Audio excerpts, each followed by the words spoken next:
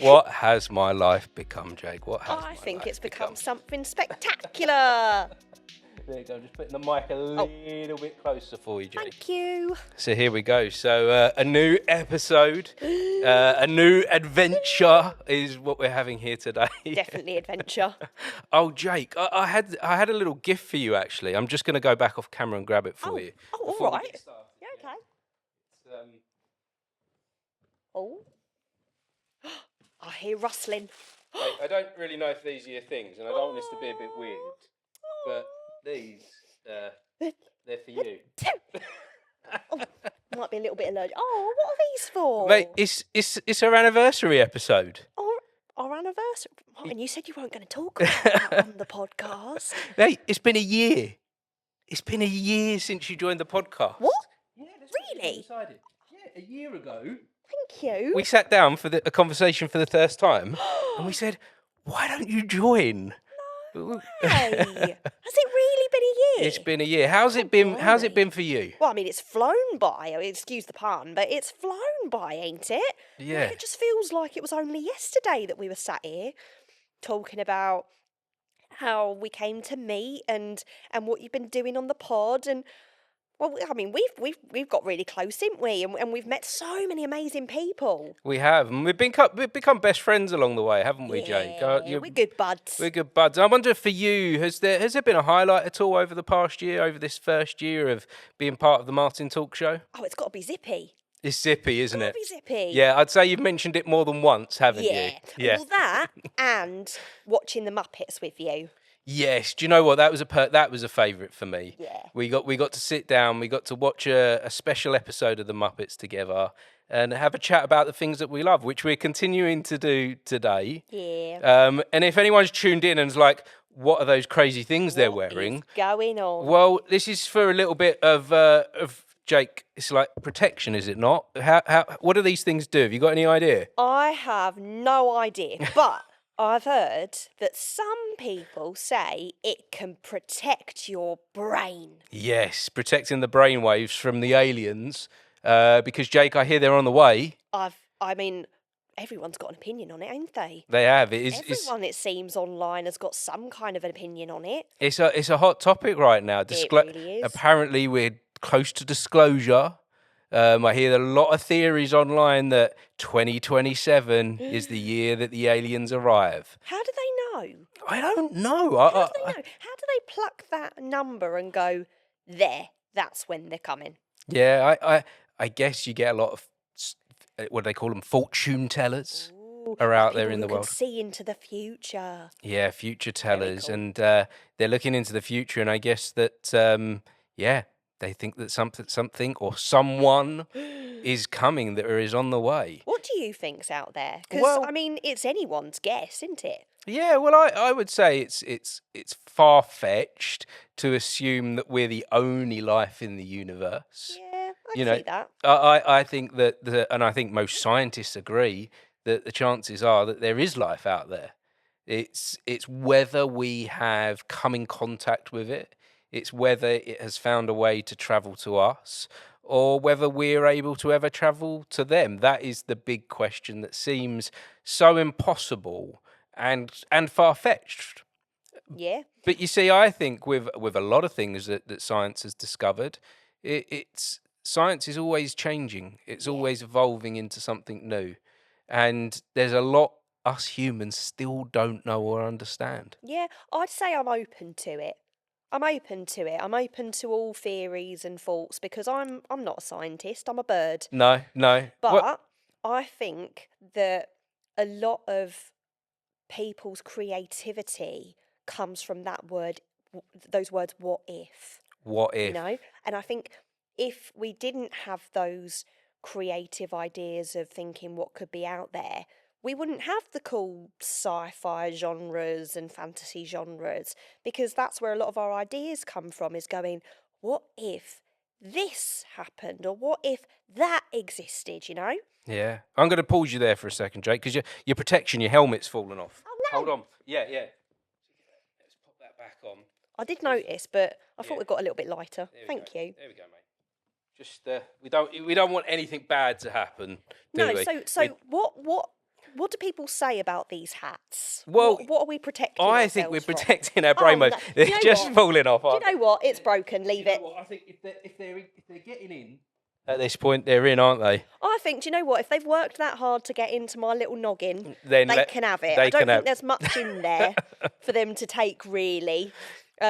I haven't got much really to give them. But if they've worked that hard, you know what? They deserve it. Give it a go. You see, what I think that this all comes down to that core storytelling that we've done throughout our history as human beings, as birds as well. Sorry, Jake. But I think Well, it comes down to, you know, when sailors went out to sea, they told stories about mermaids and krakens and Sirens. yeah, and all of those mystical things. And I think those stories back then for sailors and those adventurers were there as warnings, weren't they? Yeah. Just to be a bit careful and be a bit wary about the unknown. So I think we're in a new phase of that storytelling. Yeah, and do you know what? I think it's a cool idea that we might not ever know. I know some people struggle with that, and that's okay, because as humans, we want to know the answer. But I think there's still a little bit of magic in not knowing and thinking what if. Because then, what is it? It's a really fancy science term, like Schrodinger's cat. Yeah, this idea. What's that then? So there's this idea, this theory, this philosophy, I guess, that if you put a cat in a box, until you open the box, there's no way of knowing if the cat is still alive or has died. So until we know what's out there, both theories are true. So the idea of Schrodinger's cat is that until you open the box, the cat is both alive and dead. Wow. Bit morbid, but the idea stands that if we're thinking about is there life out there, until we know for certain, that is both true and false. That there is and there isn't, because we don't know. Wow. I know, it's cool, isn't it? Blew my mind. Blew my little peanut mind. You're going into some deep territory there, Jake. Love a philosophy. Yeah, that is a lovely Don't philosophy. always get them. So Sound good. have you ever seen anything that you can't explain? Have you ever seen anything that you've looked up at the sky one night and gone, "Oh, what's that?" Because do you know what, Jake? I have on a few occasions. Tell me. I have had 2 experiences of looking up in the sky and seeing something that I can't explain. It doesn't mean that it's alien. No. It doesn't mean that it's not from this planet. It's just something that I don't know what it is. And what's also weird is it's been the same thing that I've seen twice at completely separate places at separate times. You can't leave it there. Will you share it with us? Yeah, of course. So what it was this. It was like a ball of light. Yeah. In the sky, and it looked like a big spotlight pointing forward. But then, as the spotlight went above me, the spotlight changed direction and tilted down, and then it tilted all the way around like this. It was almost like a spotlight moving in the sky. Whoa! Now, some might say, "Oh, it's just an aeroplane with its headlights on, and the direction you was looking at was strange." Or a helicopter or something like that. But no, the way this light moved was different and wasn't like any other thing that I've experienced before. When did this happen? Because could it be a drone? It could have been a drone, you know, and a lot of UFOs are now described as drones because there's a lot of activity in the sky right now with drones, with you know, drones are commercial, drones are things we can all purchase now, as well as there's lots of government testing going on with things like that. Yeah. So there's a lot of activity with drones. So yeah, sure, they could have been drones. However, one of these sightings was about 2 years ago, and one was about 10 years ago, before drones were really that much of a thing. That's interesting. Yeah, and to be the same type of light, that's what also I go, ooh, that's different. That light's following you. But one big one was from about nearly 20 years ago when I started driving. Right. I was driving. I'd taken an old girlfriend down to Dorset, right, and we were driving through the countryside, looking for like a nice like sunset view somewhere that we could stop and have a picnic in the evening. Lovely. And as we're driving through, all of a sudden, in the forest, in the woods, there was lots of green and purple lights Ooh, and weird pretty. noises. Ooh, So I didn't see anything not so pretty. other than lights, green and purple, which all sounds quite mystical and Yeah, like something out of like Star Trek. fantasy And a little bit, foresty. and to be honest, I was a bit fearful. Yeah, I was a bit I scared, would be. and there was some weird noises as well. And I was scared to the point that we left the woods as Yeah, quick as we I think could. that's a good idea. I think you made a smart decision. Yeah, we got out of there, and as soon as I could, these were back in the days where mobile phones weren't as popular as they are now. So as soon as I got signal, I actually phoned the police. Yeah, And their that's a response, good, smart response. To be yeah, fair. that's how worried I was. And their response to me was, military training often happens in that area. Oh, So so they've had a few calls like that before. so maybe they've had a few calls like that before. Maybe it was military training, but I still think it was weird. And if anyone Dun, out dun, there dun. is involved with the military, how often? Someone tell me, how often do you use green and purple Yeah, lights? because maybe it's a really common thing that we don't know about. Yeah, like is that something that you do in military training to use them I don't know kind why of they'd lights? use that though. Except Um, because it's cool. Maybe yeah, they just want to look cool. maybe they're just or maybe there was some kind of rave was happening Yeah, in the it could woods. be an illegal rave. So again, you don't you know, to just jump to aliens. Whilst I'd have loved it to have been an alien encounter, I can't say for sure. Yeah. Well, the other thing that I found funny, you said a second ago about UFOs, because we Mm. call them UFOs. I've seen many UFOs. Go And on. when I say that, people go, "You've seen aliens." And I'm like, no, it's an unidentified flying object. I see a frisbee and I'm like, I don't know what that is. It's a UFO. Surely Yeah. that, or like birds. If you're not a bird connoisseur and you don't know what birds are, like what different types of birds are, and you see a bird and you don't know what it is that a UFO? I don't know. No. To what extent is it? What extent is it something abnormal Yeah. just because we don't know? I guess a shooting star is a UFO if you don't know if it's a star or a meteor or something. I think the thing that we're all finding intriguing at the moment is that particularly in the United States, there is this what's being called as a moment of disclosure, where the governments of the world are starting to open up their secret files Ooh. on unidentified. They're calling them UAPs. Right, what Have you does heard that of this stand term? for? No. UAPs, and I'm probably going to get this wrong now that I'm in the moment. Unidentified anomalous phenomenon. Oh, that was a bit well done. That was quite that was a big quite word for me, impressive, wasn't it? well done. I took my time with it, but what it essentially is these things that, because they're not all flying. Some of these things are underwater Right. as well. Or in a forest, like you Yeah, said. and so now they're having these open debates with press, and you can watch them. And the military personnel, people that used to be in the Air Force, they're coming forward and they've said they've seen things. They're sharing data from their radars, and they're saying, this is not our government. This is stuff that we don't understand. And we have found stuff that is of non-human origin. Ooh. See, right, I was thinking about this the other day. Mm. I was thinking, because I saw a book, it was a children's book, and it was about unicorns, Ooh. right? And this book was kind of, I'm really sorry, I've forgotten the author, but it was kind of laid out like it was a non-fiction book. You know, the idea that you have non-fiction books about alligators or dolphins that you can read up different facts about them. Mhm. It was that, but about unicorns. And it got me thinking, because I overheard two kids talking about this book, and one of them said, "But unicorns aren't real." And then I thought about it, and I thought, if giraffes exist, think about it, picture a giraffe in your head, and how, excuse any giraffes that are listening out there, alien giraffes can look. Why is it so far-fetched that a horse could have a horn? So, and it makes me think, like, there are probably, or there were, different animals that existed that we couldn't even imagine, or do exist at the bottom of the ocean.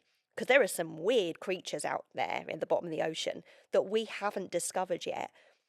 Is it just that they're just kind of out of our reach. They're beyond our little tiny brains to think of. Or beyond our discovery. One of the Yeah. things that I often find fascinating is the myth of dragons. Yes. Oh, love dragons. Like, dragons are so cool, but the thing is that puzzles me with dragons is why so many different cultures depict dragons in different stories. Yeah. The cultures that apparently never collided. Mm-hmm. So, like, the old Chinese dynasty depicted dragons, whilst at the same time, across the world, that no connection, they were also being depicted by the Brits. Yeah. They were being depicted by us here. Yeah. They were being depicted in Europe, and probably the wrong term, the Brits, wouldn't they have been the Saxons or something like that? Yeah. But essentially, what I'm getting at, Jake, is they've been depicted all throughout history, but yet these cultures didn't know each other. Yeah, I find it fascinating. And when you think, a few hundred years ago, we wouldn't have believed the dinosaurs existed to True. the extent that we know now. Mm. We Oh, might well, have known that they at all. existed. At but all. It was the Washington. Yeah. In that era, they didn't even know Yeah. that dinosaurs existed. And I That's think how that's so cool that that's how new they are. I think it's so cool that as humans we're constantly learning and wanting to be curious. Again, we come back to that word curious on this podcast a lot because it seems to be the foundation of everything, of what makes us find love is curiosity, or makes us find knowledge is curiosity, or makes us find motivation is curiosity. This idea that we want to learn and we want to seek out things that maybe we hadn't even thought of before. You know what, for me, Jake, is curiosity is my driver. Yeah. Curiosity is what drives me forward with everything that I do. A lot of people say to me, how do you do that podcast thing? How do you give up so much time That and you put so podcast much thing. Yeah. That podcast thing. Who's saying that? Yeah, but it seems, a lot of people go, oh, well, everything that I do is for money. Right. And we're sitting up here giving a lot of our time up for something. And for me, if I sit down and really boil it down to one word, for me, it's that, curiosity. Yeah, I think it's cool. I also think that if you and I were just, because we'd have these chats probably anyway without a camera. Of course, yeah. But the great thing about the podcast is we've been able to meet lots of other people with different ideas. And different viewpoints. And I think that's healthy. I think it's really good to seek out and debate and talk with other people about different ideas and our thoughts and our experiences. And we wouldn't get that if it was just me and you sat in a living room having a chinwag. Would be, well, I guess that's the danger of an echo chamber. Yeah. We would be stuck in the same sound loop continually going on. Whereas over these past 2.5 years of doing this podcast thing, my world has changed. My viewpoints on the world has flipped upside down. I now have ideas that I didn't have previously. And I'm now going to places in my life that I wouldn't have done previously as well. Yeah. All through a core principle and a starting place of just being curious. Yeah. And I think it's a good mindset to have. I think because kids are very curious. They always, we complain that kids ask questions all the time, and that a lot of kids' favourite question is why? But I think we can learn from that. Well, that's how we discover the world, is it not, Jake? It's by going, why? Why is this the way that it is? Or why does something act like this? Or why does this happen? I think it's cool. Yeah. Well, this has been really cool, Jake. Yeah. This has been, I think this is another one of our mini-sodes, something new we're bringing to the podcast.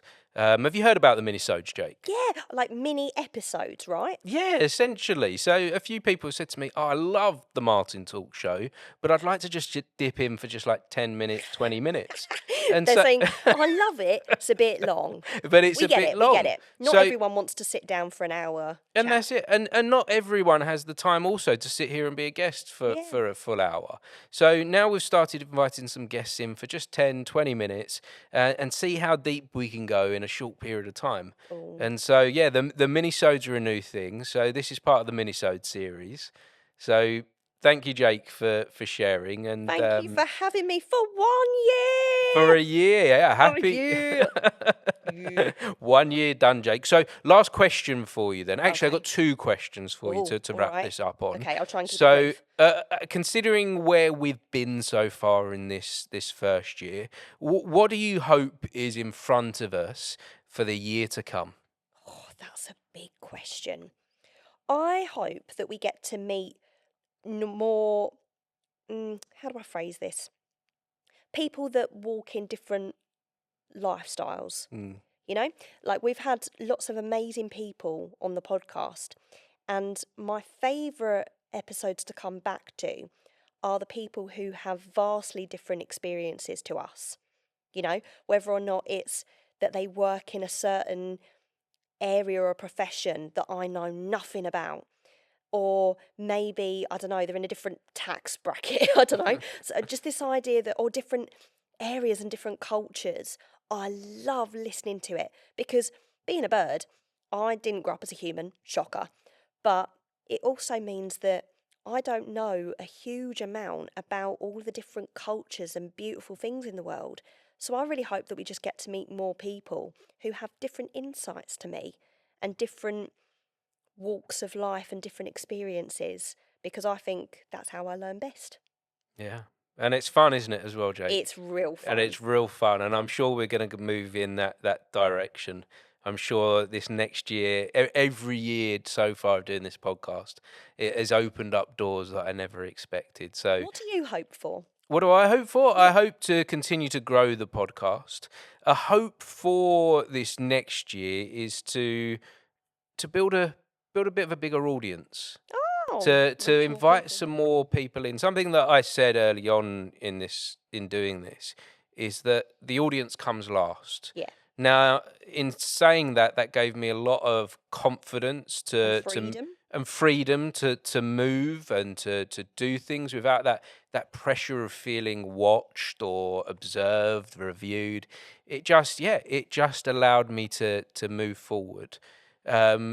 But I feel like I'm in a space now where I do care about this as an art form, and I want to share it. I think anyone that does anything creative doesn't just want to keep it to themselves. Yeah. I think when you're doing Yeah. something creative, you want to give that to others, and as many people to experience it as possible. I also think the guests that you've got on, their stories and their thoughts deserve to be heard. They do. They do. So it's not all about us. No. You know, We're just a vessel. We call it the Martin Talk Show just because my ego's so big. But that's not what this is. This I'm isn't. campaigning for the Jake Show, just so you know, if you wanna get in on that campaign. Anyway, carry on, mate. We can start a vote. Maybe you're getting very popular, Jake. I've heard Well, calls for your own well. independent show. I You think know, I put some people at ease, and I think I put some people on edge, and that's all right. and so my final question for you, Jake, at Yeah. this point, at this 1 year point, considering where we've been and where we want to go, and I'm probably going to ask this question for you multiple times because it's the big question I'm asking of all of my guests now, Jake. So my big question that I ask everyone that I speak to, and this one's especially for you, Jake. Yeah. How would you make this a better world? Oh, I've been waiting for you to ask me this. Oh, okay. Oh no. All right. It's a big question, so bear with me. I've been thinking a lot about this. I think it all comes down, and you can call me cheesy if you want to. I think it comes to kindness. I think there's a few different people who've said this better than I have, but this idea of the butterfly effect, of just one act of kindness put out into the world can cause a ripple effect, and that will spread. I think there was a film called Pay It Forward. Mm-hmm. This idea that a really good film, a kid comes up with this idea that if you do one act of kindness for 3 random people, instead of them paying you back, they pay it forward. And they have to go out and do one act of kindness for 3 people. And it spiderwebs into this thing that is bigger than you could have imagined. And again, that back to a very different film. I oh, what's that? Morgan Freeman plays God in it. Bruce Almighty. Bruce Almighty and Evan Almighty. Yes, yeah. He says one act of random kindness, which spells out arc, because that's the whole thing of the film, is that Evan is making a bark. But I love this idea that it's not just about your inner circle. Keep, obviously your inner circle and your people that you want to keep safe and supported and loved. But if you just act kind to people in the world, it doesn't cost you anything. And it can cause a ripple effect that will change the world. Any Anyway, advice? that's my answer. I love it, Jake. For what it's worth. Any advice on how I can do that? How I can implement that into my daily life right now? Treat people how you want to be treated. And I mean that in I saw this really great video of a woman and her daughter, and they play a game where they go around a supermarket and they take it in turns to pick a random stranger, and the other person has to go and pay that stranger a compliment about anything. And it's such a lovely video, because the daughter will say, "Oh, that person there, mum," and the mum has to go over and say, "I really like your shoes." And it's something really small, but it makes that person's day. I don't know if you've ever had it, but I've occasionally had it where someone will go, "Oh, I like your shirt," or I like your shoes. And it just makes me feel amazing. And it's something that didn't cost them anything. So I think just little things here and there to give each other a boost and remind everyone that we're not alone, we're all together, and we're all the same in a way. We're all in this together, and reminding people that community's out there and you don't have to be alone. Well, as always, Jake, that's beautiful. Oh, thank you. I'm trying my best. Well, thank you so much for sharing again today, Jake. Oh, thank you for having me. We'll catch up again soon, I'm sure. And Happy 1 year! happy anniversary, Jake. Happy anniversary. And if anyone has been watching or listening, we appreciate you for joining us. Yeah. Thank you. See you later. See you later, mate. Bye. Bye-bye. Bye, Jake. Bye. Oh, and don't forget to take the flowers home. Oh yeah, no, I love them. Thank you so much, mate. Is it weird that you're giving your mate flowers? Like when I bought them for you, I was like, oh, might Jake think there's something in it? No, I think more boys should give each other flowers. Yeah, like because men don't get flowers very often. And I also think that we should tell each other we love each other more. I agree. Like there's nothing wrong in that. Jake, I love you. I love you too, mate. Thank you so much. Cheers. Bye. Bye.